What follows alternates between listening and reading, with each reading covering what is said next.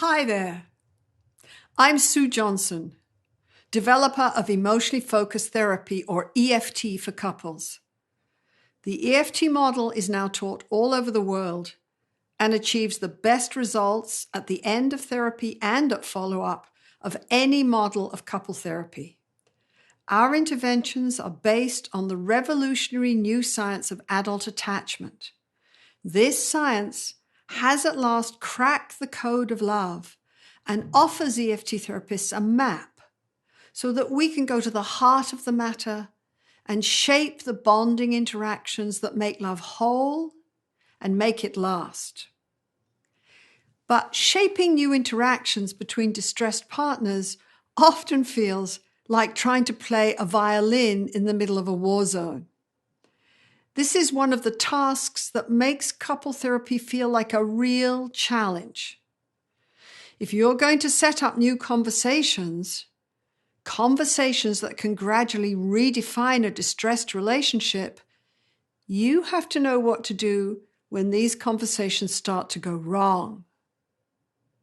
So I'm going to tell you about two simple techniques that EFT therapists use to make sure that shaping positive, more connected conversations goes smoothly.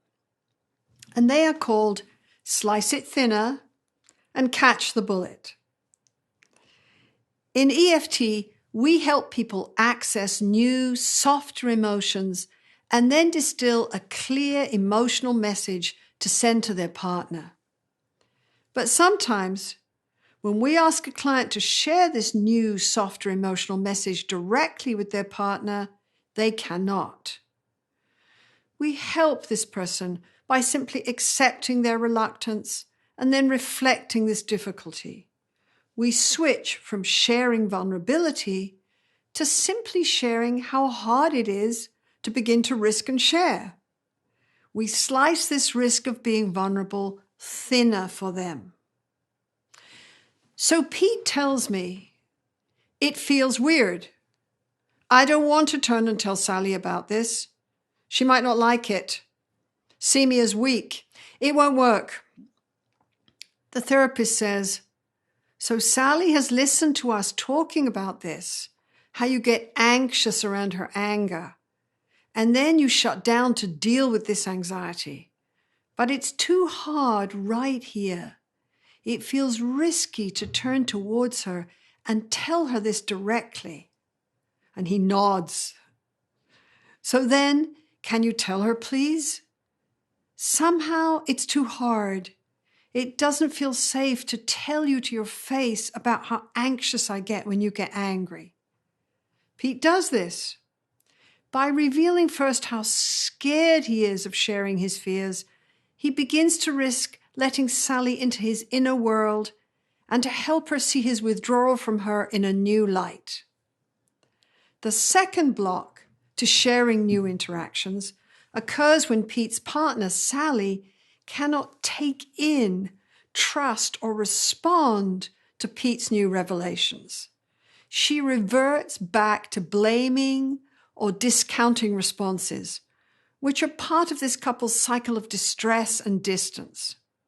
So in session, when Pete is really able to share how his fear of rejection by Sally comes up and overwhelms him, and the possibility for a new, open, empathic conversation is right there, Sally says, "I don't believe you. You're just being a good client here." And she turns to me and says, "Pete is just a cold person." Ouch. Did you feel the bullet? So I might say, can we stop here a moment? What just happened here? I will reflect the whole interaction where Pete risked sharing, but Sally had a hard time tuning into his message. I will repeat Pete's message at least 4 times to make it explicit and help Sally begin to hear it through the buzz of her own anger and hurt. I also validate and normalize that it's hard for Sally to hear this unfamiliar message from her partner. So I say, So it's really hard for you to hear Pete when he says. You usually make sense of his behavior by telling yourself that he's simply unfeeling. So then this message from him doesn't fit at all. You usually tell yourself he just doesn't care about your upset. So now when he says, it's hard to take that in. It's hard to imagine that there's this softer side of Pete and that he means it when he says, when he tells you.